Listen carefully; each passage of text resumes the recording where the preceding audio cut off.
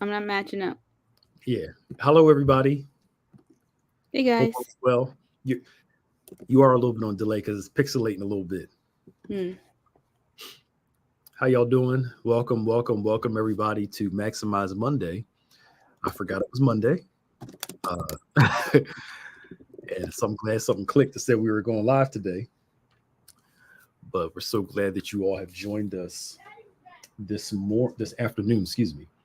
We were off last week for um, Labor Day, of course, but we are back today live. And if you missed yesterday's service, please go back and watch it. We had an amazing time in the Lord and worship, all that. And as we get ready for our Malawi missions project this coming Saturday at 4 o'clock, we're having 5 o'clock. 5 o'clock, 5 o'clock, Uh-huh. 5 o'clock. We're having an event for people who are coming, can register to sponsor a child, as well as on Sunday too. Sunday after service, World Vision will be with us, and you can sign up Sunday after service. Bishop's going to take everybody in the back. You can take your picture there. He's going to take all of the pictures to Malawi next week, and the child will choose sponsor. It's going to be a great time. I really believe that what we make happen for others, God makes happen for us. Yeah. Bible talks about how God identifies with all people, and we want to be able to participate in helping those who are in need. For more information, you can click on in the comment section is the website for our mission to Malawi. That is our website for all of our missions projects. Um, Which is this, for transformation. Yep. yeah, uh, for all of our missions projects, you can go there, get more information about it. $39 a month, something we waste a week at times. Praise the Lord, saints. We believe that God can, He blesses us to be a blessing. As Paul says in the book of Acts, that we labor to support those who do not have. God doesn't bless us so we can just go buy a new car, some new red bottoms, some new this. He blesses us so we can be a blessing to others. And you get the benefit from the provision that God gives you. Not saying that at all. Hmm. It's not either or, it's both and. But the Lord has blessed us. And well, it's funny, people pray, Lord, bring peace on earth. He's not going to bring peace on earth. You want to know? Because guess what? It's up to us. Or feed the hungry. Guess how the hungry going to be fed? Right. Us. You know, God uses humanity to do the work in the world. So, and it's all throughout scripture how God works through humanity to get things done. So, Hmm. consider joining us for this project. If you are distant, uh, you can call Pastor Prescott at the church 107 or go to the website. Some people can't get here to do the picture thing, but we can work it out for those who are distant. Yeah. Give her a call to Church If I Extension. can say, what happens when you go to the website, you'll see where you can register for the event on Saturday. You complete that form, and what happens when you hit the submit button is you'll be taken to where you can actually make payment Mm, for sponsorship. And then once you do that, you'll see where you can upload an image if you can't be here in person. uh, So again, that's an option. You can come with us in person, but if you are, out of area, you can upload your image as well. okay, good. Okay, so if you're distant, you can do that. Hmm. It's going to be great. I feel like I'm forgetting something. I'm forgetting something. No, there's a lot of stuff happening. Bishop is on the road on the 29th. Yes, yes. Um, at what church again, Pastor Nick? Kingdom Remember offhand. Okay. Church in Yes. Pennsylvania. Kingdom Life Pastor, Church. Pastor Danny Sutton is the pastor there, so we'll be there. Service starts at 5. Yes. You Hmm. you didn't look too sure, No, I had to think about it. I'm pretty certain. but you'll hear more about that Okay. announced soon. It is listed if you go over to our Facebook and social media. There's a schedule of everything that's happening in September. You'll see it listed there as well. So Yeah, yeah. Okay. Whew, I'm sleepy today. Monday. Yeah, yeah. Anywho, um, this is the first Monday we're live in September. And last month we were talking a lot about, hold on real quick, y'all. See me. Purpose. That's better. We've been talking about purpose, and we talked about purpose dictating our choices, purpose dictating our relationships, and really learning to live on purpose. Maya, I through talking to people, passing them for a while. Good morning. First of all, hey everybody, Teresa, Hi, uh, Priscilla. Drusilla, welcome. Glad for your first time watching. Please all y'all do us a favor and share. Sorry, we just got to talk and do us a favor and share. If you're watching, shout us out in the chat. Let us know you're watching and where you're watching from. Um, I'm just more a pastor, more lead, not even senior pastor, just where I am and deal with people. I think the difference between some people who get to a certain place and others who don't are people who live their life intentionally Mm-hmm. on purpose. And rather than going with the whims of the day and the whims of the moment, they actually strategize, plan, and live on purpose. We've been talking about purpose, living on purpose. Mm-hmm. Sometimes we're more like was it the sailboat where the wind drives it more? Yeah. Whatever boat it was, you know what I'm talking Mm-hmm. about. And the wind drives it more rather than you being on a boat and you're doing, sometimes we just go along with the flow rather than getting in God's flow and working with that. We want the success without the participation. But if you want to succeed in life, you have to live intentionally. And that may seem cumbersome, boring. But I remember talking to somebody years ago. Life is not about fulfilling your fancy and your pleasures and it's not all excitement. Mm-hmm. Kids, they think all life is just supposed to be exciting. When the reality is, y'all get grown, you wish you was a child again because you realize life is work, Yeah. life is hard, life Uh-huh. is good, life's bad. But you have to live intentional rather than at the whim. And then watch this: get mad at the result of your life. Mm-hmm. Sometimes we just go along with the flow, and then we're mad where the flow takes us. I'll just go wherever life takes me. That's not a good way to live. It sounds nice, but Sounds nice, now we know. but it's not. Yeah. God gives us purpose, and He says, "Hey, I need you to be intentional about this." I'll quote the scripture, and you can jump in on this.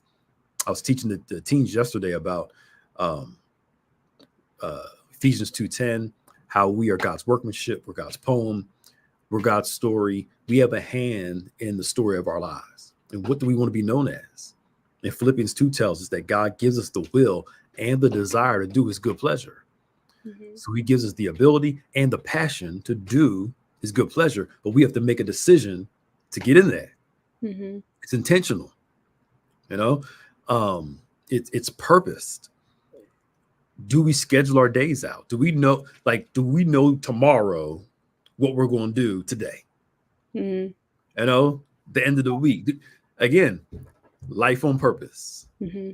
And I think a lot of more people be more satisfied if they live life on purpose rather than just go along with whatever life brings me. That's what I'll deal with. Again, play with the cards you dealt with, but there's an intention on our part. Yeah. I think, like, I'm trying to sit here and think about it because I think oftentimes when people think of purpose, they think of something that just happens or you're born with, and that's great, but it's purpose to do something, not to just sit there and not do anything. So you have to be active, like you said, in fulfilling what your purpose is, and that's what we're created to do. We went through all these days of creation. It's our jobs as humans to till and keep the land, right? So that requires for us to be active and involved and, to participate in what it is that your purpose is for, if that makes sense. And I think, I don't know, I was thinking about what you said earlier. As children, you just don't know how good you got it. And that's why I think I appreciate my parents a lot better now because I understood what chores were for Mm-hmm. and allowances was because you have to work to reap, Mm-hmm. So, I think being able to apply that same concept, like you said, and planning ahead and charting out, you know, what needs to happen to get to where you want Mm-hmm. helps things flow a lot better. Yeah. Yeah. You had an allowance? That's good. I did. It wasn't much. I was I happy for that $1 though. shoot, we had nothing. I allow you to live in this house. You better clean this In the house. right. I allow you to have a room. You better Right. right. I'm not knocking. I'm just but, but you're right. You go from the childlike thought of life and everybody entitled to things Mm-hmm. rather than to realize you're entitled to nothing. We're entitled to nothing. We're not even entitled to stuff when it comes to God. He blesses us out of his good pleasure. But sometimes as children, as adults, we get childlike and feel like this is owed to me. This belongs to me. Rather than recognizing that purpose is discovered, purpose is given. And once it's discovered, the discovery isn't the end result. Some people get the discovery. Ooh, I'm supposed to be this. And then you stop right there. The revelation isn't, that's just the beginning. And as Bishop always teaches, purpose is a journey. And as you're journeying, watch this, you discover abilities along the way. Mm-hmm. I'm still discovering stuff I can do now. And I've been saved since I was 10, 11 years old. And I didn't know I could do it, but you start on the journey of purpose. You start to discover more and more what you can do, gifts, abilities, talents, mindsets. So purpose even requires growth. Yeah. Being willing to grow. Yeah. If you think now like you thought 20 years ago, something's wrong. I'm the same person. That's a problem. You could be the same person at your core, like nice, good stuff, but we're supposed to evolve, change, grow, develop.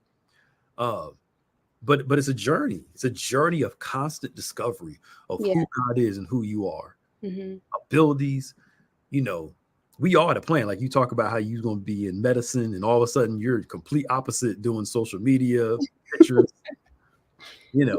I grew up want to be a football player and, now I'm ministry and, I always knew going to be in ministry some way. But all I'm saying is that this purpose is discovery. And as you continue to evolve in your God-given purpose, you start discovering more and more about who you are. Because at the end of the day, if our purpose doesn't glorify God, it's not purpose. It ain't purpose. Yeah.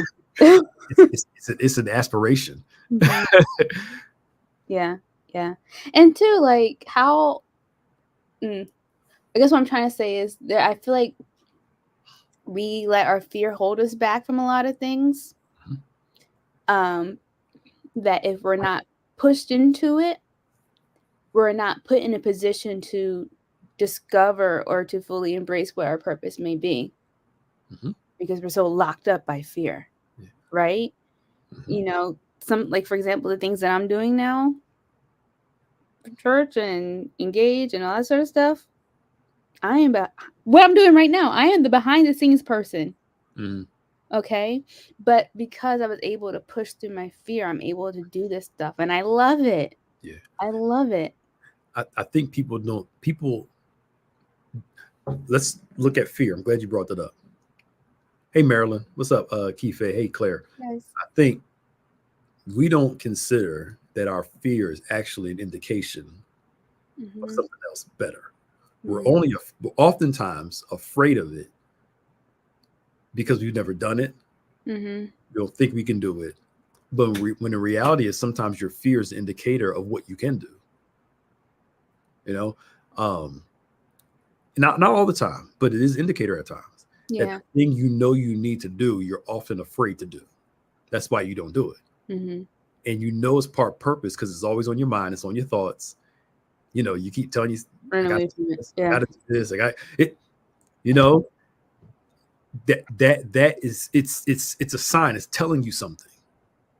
And the thing is, if you can get to the root of why you're afraid, learn to overcome that fear. And overcoming fear doesn't mean that fear is gone. Mm-hmm. We always look at either or. It doesn't always mean the fear is gone. It just means you know to do it while you're afraid. Right. I'm waiting for this fear to go away so I can do it. You can be waiting for a long time. That's not how this works. Not going to happen. That's not how this works. It moves from you're overly scared to eventually over time. The flame, it's like a fire. When you first start doing, you're like this. You're nervous. You're about to go and do it. Everybody look at you. Calm down. Relax. Relax. And you just, and over time, the more you do it, the more it kind of becomes a contained fire. It's there, but you're more settled. Yeah, because you're making it way bigger up here than what it actually is. You're coming up with all these storylines and what if this happens or if this happens, and you're making it much more of an issue than giving it a try. Yeah. This made my weekend because we had engaged training, and there's someone who's on our team who, like me, very camera shy and is a behind the scenes person, but I'm making everyone just go through the process of like what we do for engaged. So we did training this week, and she tried it, and she's like, oh, I enjoyed that. It was the fear making it seem much bigger than what it is, and also not recognizing and valuing what you bring to the table, I think, too. Yeah. Not being secure in that. So, being able to put that toe in and try things out, I think, can really open the door to a lot of bigger things if we allow ourselves to that, and then, discover what our purpose is. Yeah. Most fear is projection. Ask you what are you afraid of? It's often, like you said, in their thoughts, it's them projecting a reality or a future that hasn't even happened. Yeah. It's like, I'm afraid because this is going to happen. Have you ever done it before? No. Well, how do you know it's going to happen? How? Yeah. If I go up there and talk in front of people, I'm going to freeze up. But you haven't tried it yet. But guess what? But you project it, and eventually you freeze up because you're in your head. That's what you're going to do. And if it does happen, it's okay. It's not the end of the world. Yeah. You'll survive.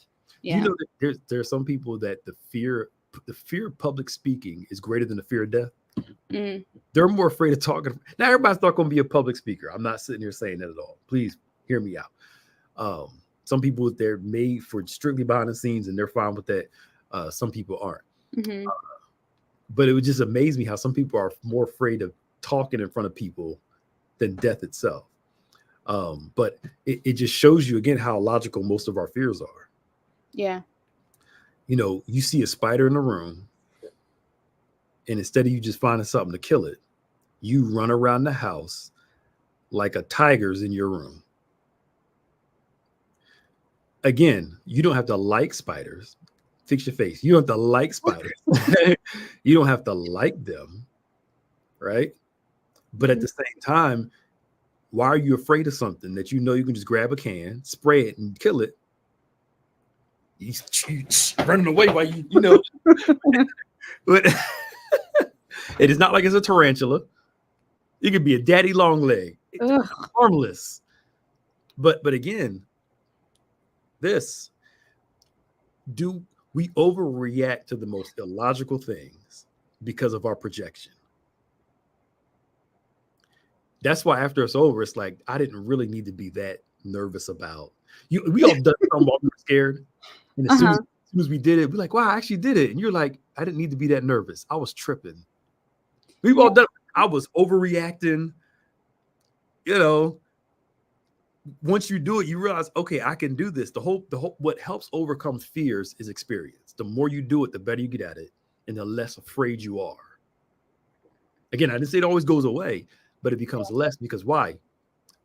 The more you do it, the more you realize your ability, what you can do, what you can't do. It becomes a little easier. Yeah. Look at you. I'm still definitely afraid of spiders. Lord. But when you think about it, it's illogical. It is.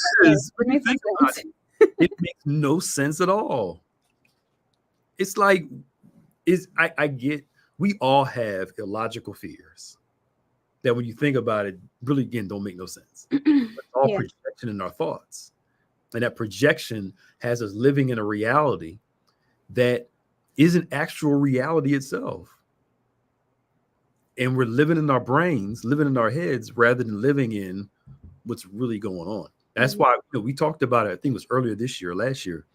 You have to learn to challenge your fears. There's this thing called exposure therapy. For those that I've heard before.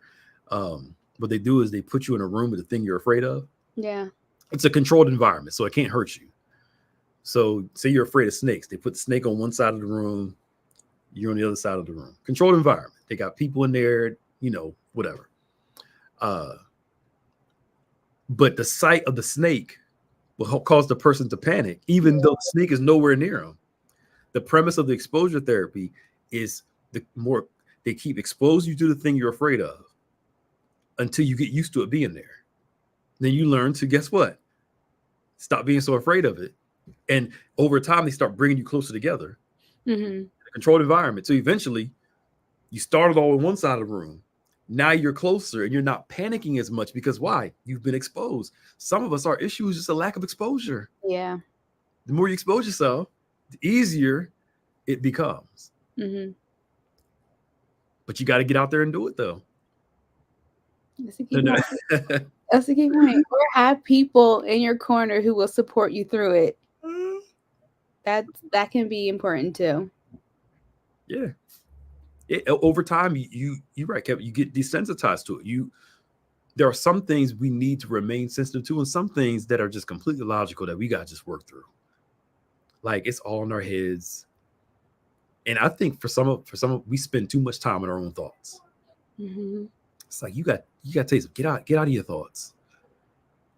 It's counterproductive. It's all the way over here. It's like, come on, let's get it together, y'all. Yeah. And the enemy knows that, and I don't put it past him to try to use our thoughts as a weapon against us, Mm-hmm. right? So that's why why it's so important to speak into your situations and to be positive and whatnot to counteract all of that game that he's trying to play over there. Mm-hmm. To push yourself and to try new things and discover what you like and discover what, hey, you still don't like it. It's okay. Yeah. But at least you can say that you tried. Yeah, it's like that child. We hear this story often. A football player was talking about this, how as a prank, his siblings locked him in a dark room, and now he's afraid of the dark. Yeah, so he's sleep with a nightlight on. Now he's grown man, no threat of somebody doing that again, but that experience left such an impression on him. Yeah. Can't be in a room by himself anymore. So traumatic for him. Now, again, there's nobody in the house doing that. But again, it goes back to this thing becomes so strong. It now is dictating a big part of my life. And how many times have we allowed a previous event to dictate our future experiences? And we're afraid to try stuff because of something that happened that we couldn't control before. A lot of fear is about control. Yep. So we let the thing control us rather than us controlling it. Again, I mean, you never gonna like spiders. Some people never gonna like snakes. I ain't saying you gotta go around one. I'm just simply saying no, it's illogical. And stop tripping. Like, calm down. It ain't that deep. Right? It's You're talking to someone who almost got in a car accident because there's a spider on the window. It's bad. Was it outside the window or inside? No, it was inside, like right there. All you do is roll the window down. I got to that point eventually, yeah. But see, that goes. But that goes to show, usually when we're afraid, we react rather than respond. Yeah. We just go right into full panic mode. Almost do a 6-car pile up. Because we just. Yep. When you get afraid, sometimes you got to settle yourself. Think. Let's process and think. Process and think. You have to get through this. Yeah. Oh boy. I'm trying to do better. I know. I'm not using you. I'm just simply saying. All right. I gotta get, these kids are almost done lunch. They're back in school now. So they're almost done getting back to the teacher. Hope y'all enjoyed today. This was fun. This was good. It's fun. Hope you learned something. Please do us a favor and share this if you can. So somebody can watch it again, take notes, learn from it. And join us again next Monday for another Maximize Monday. Tomorrow night we have Diamonds Women's Ministry at 7:00, right? Yep. In person, as well as online. Get here, ladies. It's going to be an awesome time in the Lord. Wednesday Bible study, 12 noon. in person. Evening at 7 o'clock, we are streaming as well as in person on Wednesday night. Thursday, we have Sound Mind panel at Okay. 7 p.m. With the crew. So talking about all things spiritual health, mental health, making sure that we're all good. So that's on Thursday at 7 p.m. Yep. And then, of course, on point on Saturday, we do have Sunday service. But don't forget to join us for our Malawi project. Like I said, this Saturday at 5 o'clock. We're going to be registering people that are going to sponsor a child, as well as Sunday after service. Mm-hmm. You want to join in. Again, you put the website in the comments again. Yep. If you want to click for more information, click on the link, take you right to the website. You can learn more about this Malawi project where the child chooses the sponsor. It's going to be really, really a good time. So missionsfortransformation.com. Something else was on my brain.